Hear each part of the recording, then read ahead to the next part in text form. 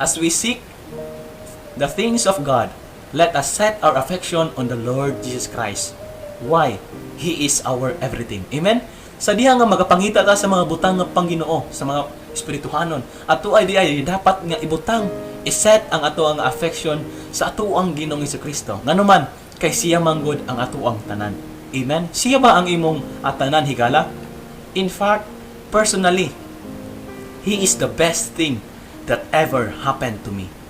Si Ginoong Jesucristo ang pinaka-the best ng panghitabo na di nako ikambyo sa tanan nakong experience ako nga kinabuhi. Sa di ang nailhan nako ang Ginoong Jesucristo diha sa iyang pulong, ang iyang gugma, ang iyang grasya, ang iyang kaluoy, ang iyang pagkamapailubon, akong na-experiensyahan nga siya ang pinaka-the best thing that ever happened to me.